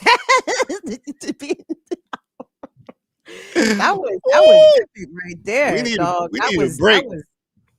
We need a break. I ain't even got nothing prepared, but shit, we need a break. All right, let's take a break. Ray Leonard versus Tommy Hitman Hearns. That was one of them. God damn, y'all. All right, Remix Morning Show. We're going to take a break right here, right now. Yeah. Remix.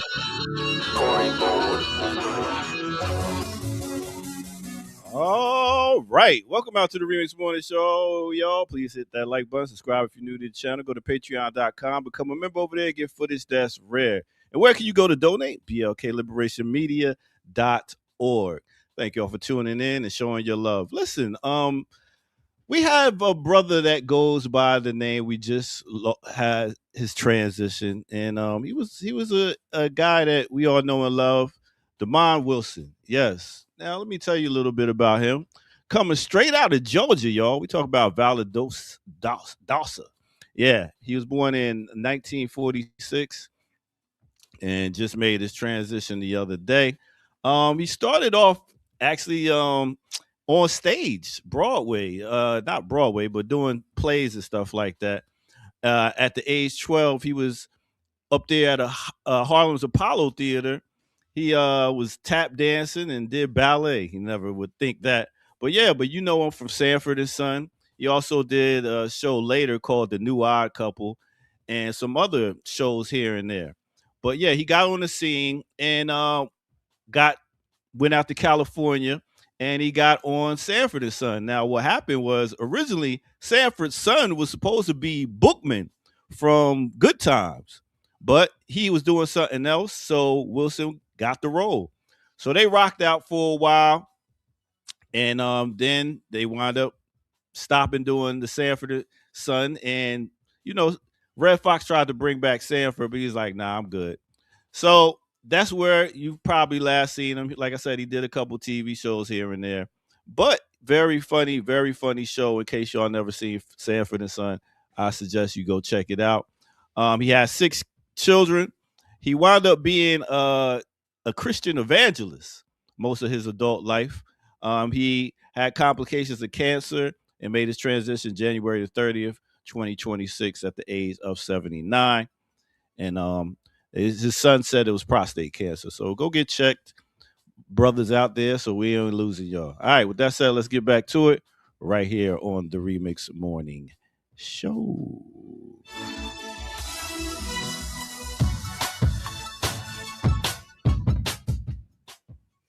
No Sanford and Son theme music, huh, brother? I mean, I got it. I just didn't get to it. I ain't had time because I was just trying to get to a break. My bad. Oh, yeah, he was repping. He was repping the fight. Oh man, we ain't had one of them in a while, yo. I know. For me, again, I tried to keep it light. I was not going after anybody personally, even in terms of people disagreeing and saying different things. I just don't appreciate anybody coming after me personally, because then it's no longer just an argument around ideas or thoughts of what people are doing. So again, people can have the critiques they have on Chomsky. I'm not even opposed to most of the critiques that they have. And maybe it's this running humor thing that I like Chomsky or whatever like that. I'm defending him to the death. I don't feel like that's what I'm doing. I'm saying that I've learned and I've gotten information from the dude, and the dude has politicized millions of people. And if there's things that people want to critique, then go forth and do so. Right. And I know you don't defend pedophiles, man. We that shit is crazy to me that somebody says that. Yeah, like, so come on. I'm not pleased. Yeah. All right, yo. What up? Pedophile sympathizers. He's not a pedophile. I don't think Chomsky's been accused. He's just been accused of, staying cool with the pedophiles, with the pedophile. I don't make him a pedophile, I suppose. Anyway. No, he's accused of staying cool with them, offering him potentially writing a letter. I think of what I saw, somebody suggested that he was writing a letter in his defense, and someone else who said stuff, like he just basically disregarded the information. So again, all things to be critiqued and criticized on. I got no problem with that. Well, we got some super chats. Somebody suggesting somehow that I'm supporting a pedophile. Yeah. Wow. That's some bullshit. Yeah.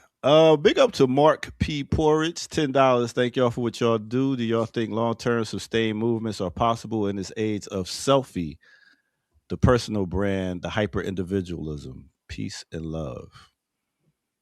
Yes. You think so? Okay. Mm-hmm. All right. Well, we shall see. Yeah, we shall. $2 from Thurman Empire, if I said that right. Jay Masha, big up for the $9.99. And Bob Dabalina. That was the shit. $5. Big up to what's old boy's name? The rapper. Del the Funky Del? Homo Sapien. Yes. Brother Jamil, big up. Assalamu alaikum.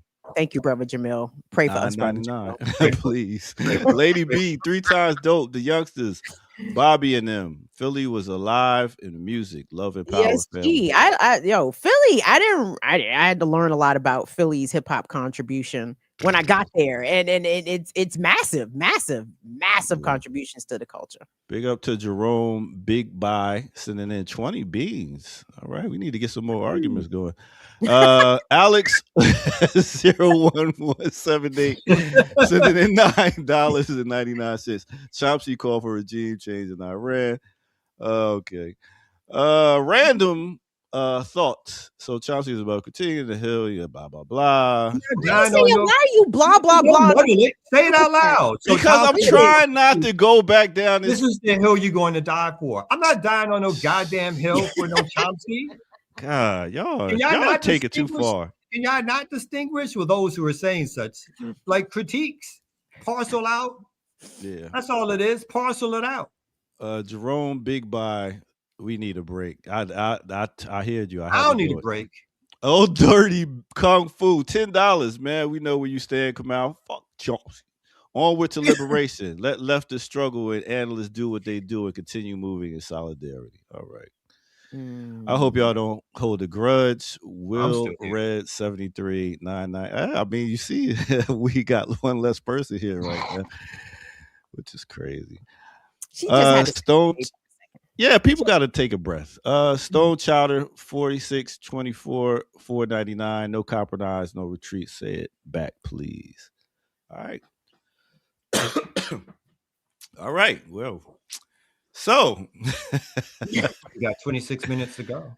So with those 26 minutes to go, I would just say that, we are all human. We're not always going to agree on stuff. Sometimes we do need to take a breather and come back to it. And it's all love here. It's just disagreements. I say all disputes need to be settled in the ring. And then here come the chat with the pay-per-view. You know what I'm saying? They definitely did. They kept. It's like more, fight. And what I appreciate about that discussion, I mean, that was wholly organic. You guys know that we don't. Nah. we do not put on. I don't podcast. No. You're gonna be potting. I'll be potting. That's it. I'll be potting. No, I hope my thinking is obviously me and Jackie will have an off-air discussion and clear the air and all the rest of it. Again, I love Jackie to death. I just felt personally insulted by this one part of it. Again, I'm here for the back and forth. That's what I agree with that. Like the whole back and forth is here. I'm here for it. In my estimation, in some ways I was trying to keep it light, serious, but light. I wasn't coming after anybody, and people can have their opinions, and our opinions can differ, right? But what you really got to do, for all the folks, is just out organize. Right, go out there and organize and do all that kind of good stuff. Use the analysis, whether I don't give a fuck if you get it from Chomsky or not Chomsky or anybody else. Just get out there and organize our people, and we can have these debates and discussions on the way. Yeah, and the thing is, I have these debates all the time about musicians and all the dirt stuff they did. It's like you can't erase people out of history because of their personal life and shit they did, and then be like, oh, I support this person full. All the way around. I mean, we love James Brown. We know he was a dirtbag, and that's what it is. We love the music. We just don't love the man. That's really I think what it is. The debate about Chomsky is deeper than personal. His personal connections to Epstein. I think there are folks, and maybe rightfully so, of course, who believe that Chomsky is not left enough, or that Chomsky again has been late on the Palestine issue and several other issues, and or had more conformance or progressive views than what others would consider to be radical enough. And does it again? I don't fucking agree with Chomsky on everything he does or whatever. And this is not a death match down. I'm down with Chomsky for life kind of shit. That's my man. I'm defending him, whatever. I'm just saying that he's provided valuable information, critique, analysis to movement. And I think that stuff is still valid, right? So that's what I'm saying.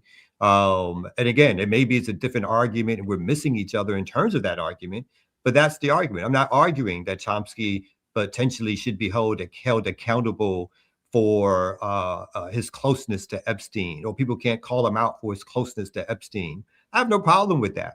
But then don't again, do that. Hold the accountability. My only argument is, yeah, okay. And so are you inferring that everything else that he did intellectually or organizing wise or scholarship wise, therefore it doesn't matter, because you're suggesting that somehow that he was some undercover thing? And if you're not suggesting that, then that's cool. That's clear. I'm only suggesting that he made some valuable contributions, as well as had some I don't know what to call them, disastrous faults, but as well as done things that people are saying that he's done that's been negative. Yeah.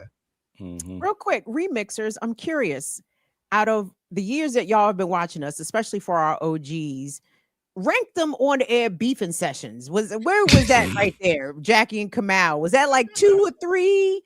You know what I'm saying? When niggas have beef, was that like Jared Diallo level? Was it Kalonji Kim level? Oh, yes. I almost forgot about that one. Kim level. Oh. Was it Kim Coco level? Wasn't there a Coco Kim level? But that was off air. See, now he be getting confused about what happened in front of people and what didn't happen in front of people. But yes, that did happen. It was on the Zoom. It was on the what is this thing called? The streaming platform. No, yes. Right? Yeah. Jared and Ear Doctor Vax debate. That was a good one. Oh my goodness. That's what we do here, man. We it's a bunch of people with minds and different thoughts, man. We gotta come together and mash it out and realize, it's all love. We just don't agree with certain things. We supposed to be all on the same thought pattern and wave? Nah. I don't think so. That would make a whack show. Some people are saying they didn't hear personal attack. I heard a slight personal. I heard that, but I heard at one point something said to me that felt like a personal attack. Which again, I work very hard on this platform to never attack anybody personally, even when I have fundamental disagreements with them. I don't again ascribe people's character, why they necessarily, even if I don't agree with the things that they agree with, even if I don't believe in the things they believe in, even if my ideology doesn't match as what their ideology is. At some point, for me, that I heard something that sounded to me like a personal attack, and I got upset by it. Again, I will review I don't like to review tapes. I don't like to rewatch these shows. I will rewatch a moment of it to see if I was wrong. And if so, I will publicly apologize to Jackie and even to the audience, right? Because I'm not here to be bringing out that kind of shit or to be getting really mad. I believe here is a place for analysis and political discussion. It is not a place normally for anger and disagreement. I'm not really here for all that, right? So again, if I rewatch it and it feels like I was overreacting, I will personally apologize to her. I have no problem doing that. So yeah. Our manifesto ear doctor initiated a bit. Stop. No, he didn't. He always be trying to throw me under the bus, boy. Go and watch that other channel you be watching, Our Manifesto. I'll see you over there.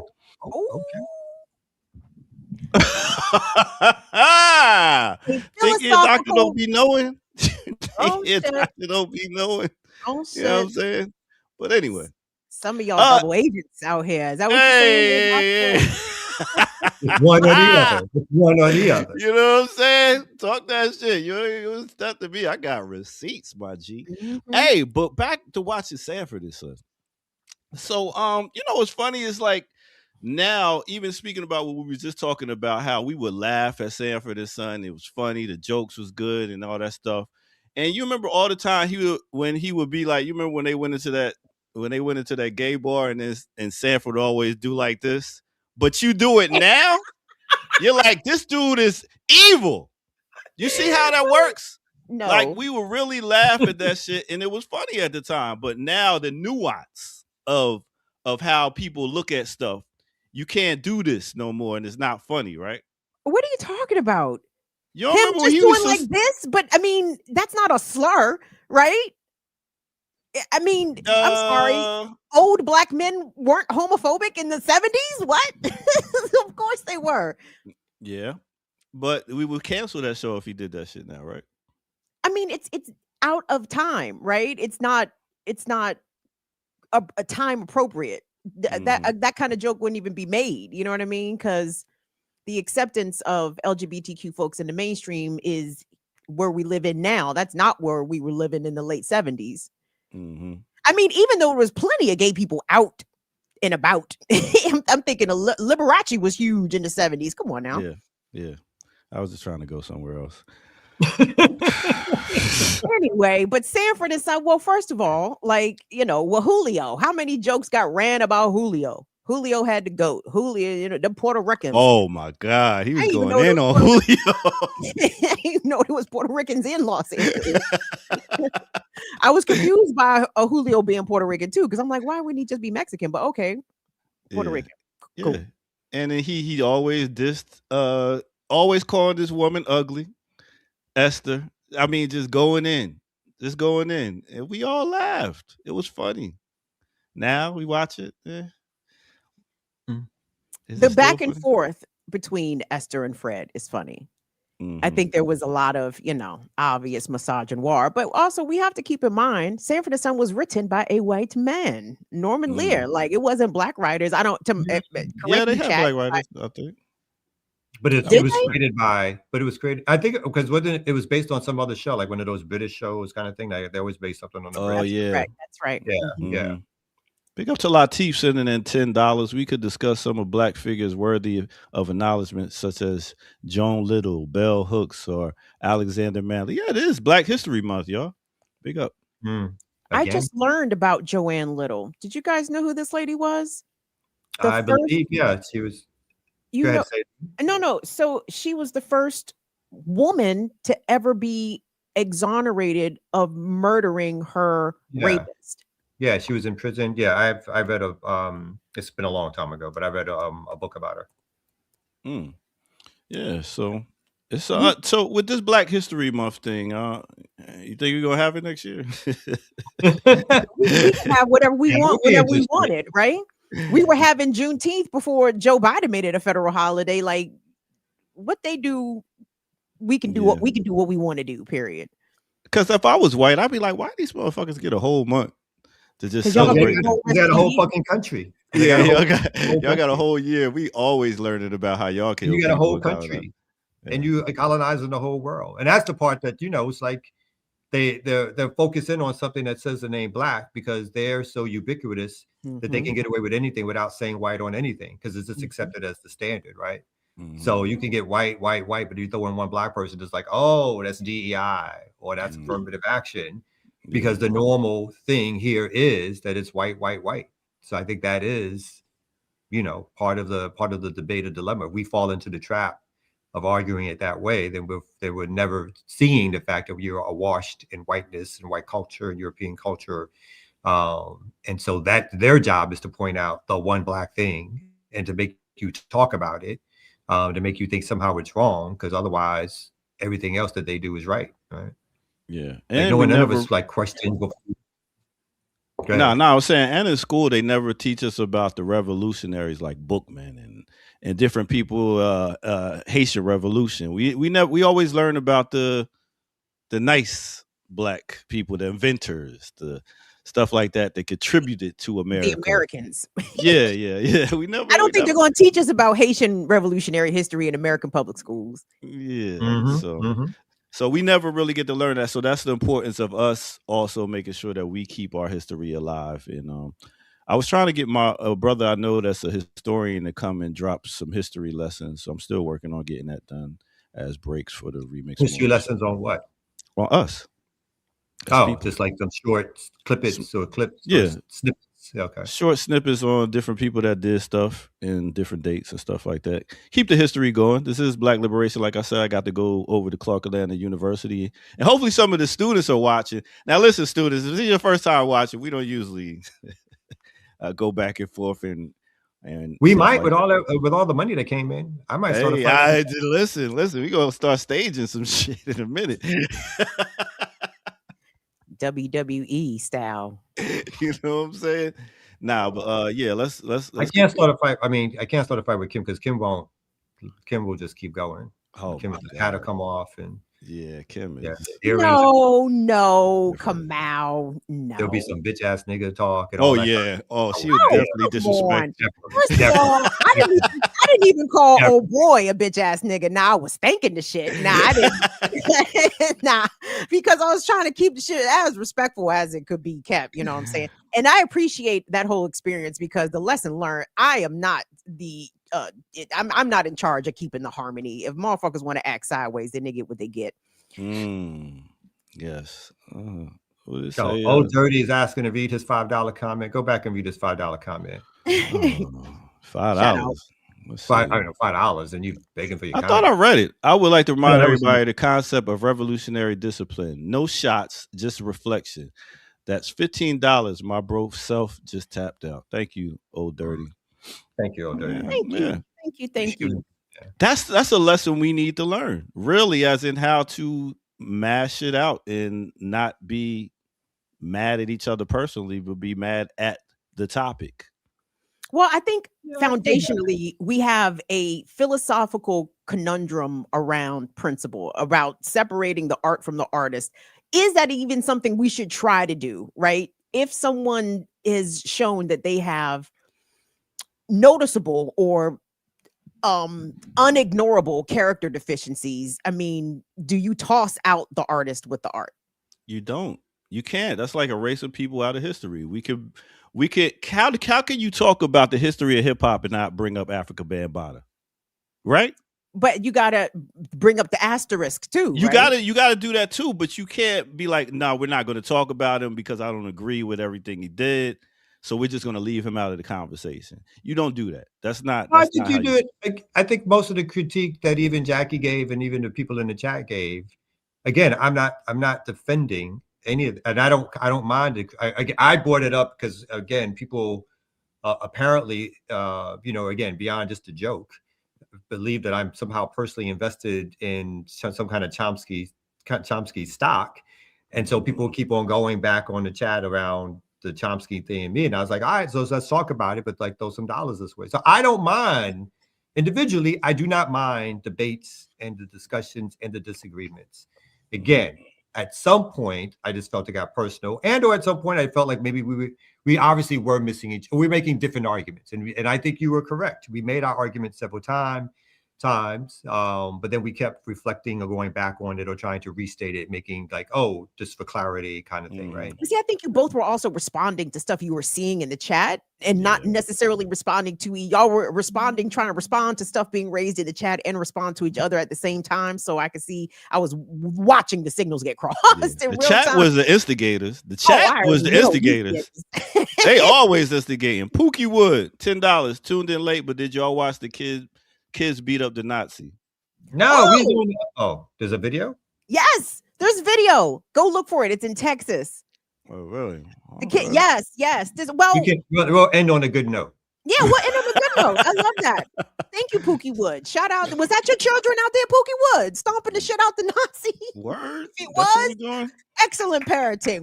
Way to go, Pookie Wood. Shout out to them Texas parents. While he's pulling that up, be sure you come back at 11 for Drew Hill as we do a classic breakdown mini. That's right. Why mini? Texas? Sorry. I'm sorry. Just type in Nazi beat up. No, recently. Type in high school protest. Driver beat up. Okay, there you go. So yeah, we're doing a mini because it's Drew Hill. You're such a fucking hater, dog. Let me tell you, fucking hater. Hold on. Most of the stuff. Wait a minute. Most of the stuff we do is people from back in the day, so they got a catalog of stuff. So that's why it's not a mini. I'm just pointing out the obvious. Their first album dropped 30 years ago. What are you talking about? Back in the day. Yeah, back in the day, nigga. We old now. Our shit that we rocked to when we was young is back in the day, sir. And to Drew Hill's credit, I was trying to think. I came up with like 8 joints off the top of my head, and I thought, Air Doctor might be right. But then when I went back and looked, it was like 5 or 6 more joints. I said, yup, that's what I knew. I knew Drew Hill had See, Ear Doctor, you wait till you open up that Google Doc, sir. Okay, Wait till you see them songs looking you in the face. It was too much hip hop going on for me to be listening to That's what I'm saying, a black boy band at the time. My bad. You are nut. They were all adults. So let's start there. Also, Ear Doctor, you just telling me you was one of them backpacker dudes having sex to jizza or liquid swords. No. No, I would throw reggae on. I would put reggae on. This nigga throwing on Mad Cobra, crying. Time to out. You know it. You missed out. I'm just telling you. R&B in the mid to late 90s. Woo! Shut up. Okay, I got a little bit of it. I don't know if I got the whole thing. Booking in the lava. This is the thing, right? It's always hard to find these goddamn videos. Y'all ready? Well, hold on. Can we give context?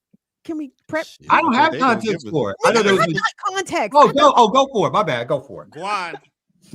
Okay, you all know that the children walked out of school en masse across the country. I believe this might have been last Friday. I'm not exactly sure what day this was. Maybe this was this week. Regardless, so these kids at this Texas high school walked out in protest, I believe, over the ICE deportations and over the Trump regime, etc. While the kids were outside protesting, a man, 44 years old, drove up on the kids, jumped out of his car, his vehicle, and attacked a young girl. Attacked her physically, like, and then her classmates dogpiled his ass. Ooh. Out of solidarity. Let's run it. No, I don't think we can just yet because Kamal took it down. All right. I guess he didn't like the one he found, so we're gonna keep it going. Anyway, this man, 44 years old. I mean, we have a real fucking problem in this country. For some reason, a 44-year-old man felt it was his duty to physically attack a teenage girl. For what? For what? And I applaud this young woman's, this young girl's classmates because they did what needed to be fucking done. And I hope some of these grown ass men take some of the follow the example set by some of these kids. Mm-hmm. And now, what's going on over there, Kamal? I'm doing more video. Okay, so y'all were talking over the news story, so I just was like, I turned down the news story. But you ain't got it on screen no more. Oh, my bad. This. I was waiting. Wait, did y'all see something? You ain't got it on the screen, bro. What is it about? Never on the screen? Yeah, it was, but you took it down. You gotta hit the share. I already closed it up. God.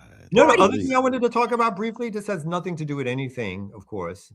But the missing mother of the Savannah Guthrie woman. Yeah, that's wild. That shit is wild. What is it? Tell us. So go ahead. You do it. No, you can't be knowing. I'm sorry. Well, the co-host of the Today Show, Savannah Guthrie, she's been on NBC for decades. Her 84-year-old mother was reported missing from her, I think, Tucson, Arizona home several days ago. And now the police say that this woman, Savannah Guthrie's mother, I can't remember her first name, but they believe she was kidnapped. And I think someone has actually posted a ransom or requested a ransom. I don't know what the latest details are, but for someone's thieving 84-year-old white women out their houses, like what is going on? For money, I mean, they're gonna get caught. You cannot steal a white woman of 84 years old. What? And not get caught. It's kind of hard to hide. Although I think she's been missing for like 4 or 5 days. Yeah, crazy. So there is and so they just put out a video. The only reason I brought it up too, because I saw this video of the family sitting. This is and making a brief statement about wanting to talk. So I'm going to play this real quick. I know we're leaving, but by her siblings posting an emotional video about her mother. Our mom is our heart and our home. She is 84 years old. Her health, her heart is fragile. She lives in constant pain. She is without any medicine. She needs it to survive. Savannah referencing reports of ransom notes and pleading for her return. We need to know, without a doubt, that she is alive and that you have her. So that's basically, and this is like, one of those, human drama stories that's taking over the news and so forth and so on. Yeah, but this never happens though. Like this is not something that happens in this country. Only in the movies. Only in the movies. Right. Yeah. So, I mean, I feel tremendous. I'm sorry that her mother is missing. I'm thinking, you know, what happened? What state would I be in if someone came and stole my mother? Right. So I'm not saying that Mrs. Guthrie did anything to, you know, put herself in this situation. However, elders, you need to know how to defend yourself. Okay. Please, like, be dangerous as you're able to be. That's all right. Oh, that's cool. That's cool. That's cool. All right. So I guess it's about time to go. What you got coming up? Burn it down, Kim Brown.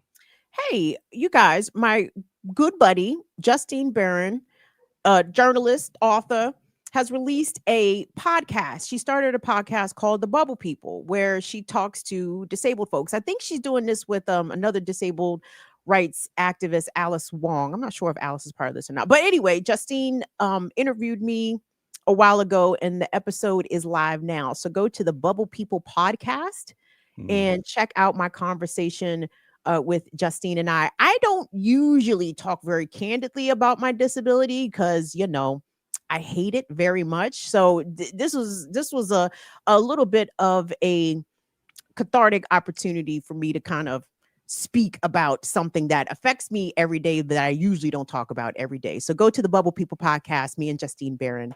I hope you guys enjoy it. Yeah, that sounds good. I'm gonna tune in for that. No, you're not. You ain't got to lie, Craig. You ain't got to lie to me, Craig. I'm interested because you don't talk about that, and I was the one that walked you into a glass door, but we're not gonna talk about old stuff. So now, what about you, Kamal K. Franklin? Well, Kamal just watched too. Kamal just watched. I couldn't stop it. It was just like something that was happening in real time. You know, you're like, no, bam, into the door. I just didn't know afterwards, and I, you know, from there on, she would not let the ear doc lead her. You can't touch me after that, dog. It's over. It's a wrap. So I did a little bit of support in between, you know, the real supporter. So that's all we'll say there. What I'm going to do as soon as we get off the call, get off of here, I'm gonna call Jackie and hopefully she'll pick up. We'll have a discussion. And again, I'm very serious. Like if I will apologize to her if need be. But I definitely don't want to cause harm, friction, or whatever. I think we can have these kind of debates, discussions, and disagreements. I certainly don't mind people being all against me. I'm used to it, and I love it. So I'm not mad at that part. Yeah, I was like, I'm not mad at that part at all. But I do not want to offend or hurt somebody who I think is positive attribute and helps makes this show and station click.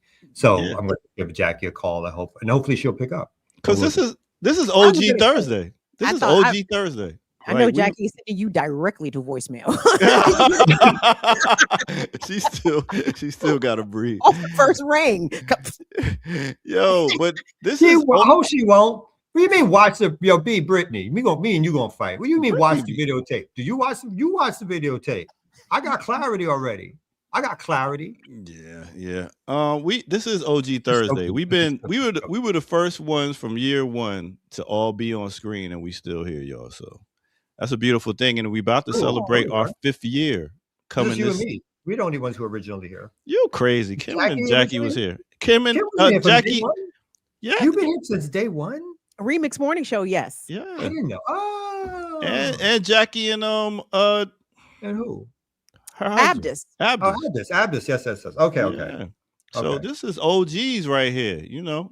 Yeah. We gotta get the band back together. Gosh, that's right. We used to have like 7 people on screen, y'all. Do y'all remember?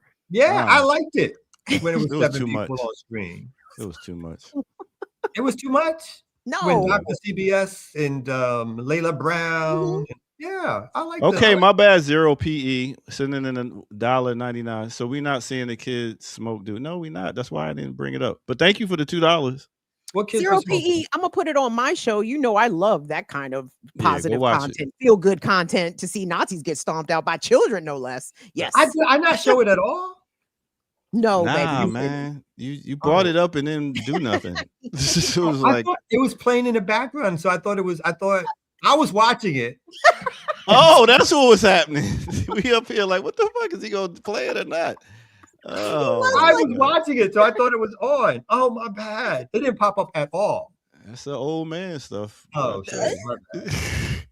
Yo, y'all have a great week, great weekend. We'll be back here tomorrow at 8 a.m. with some more Remix Morning Show. So make sure y'all tune in and breathe, y'all. Drink some water, room temperature, and that's it. We out of here. That's Kamal K. Franklin. That's Kim Brown. I'm the ear doctor. Peace out, y'all. Black Liberation Media is a collective of Black and African organizers, journalists, academics, and media personalities serving Black and African masses seeking to further grow in their understanding of themselves, their histories, and the African world through entertainment and news. Please continue to like, subscribe, and donate to the channel so we can further serve you and liberate our people. You can also go to blkliberationmedia.org, get some merchandise, and also become a Patreon member and a member from the YouTube. Please do what you can, share, and show your love as we will show ours for you. Black Liberation Media.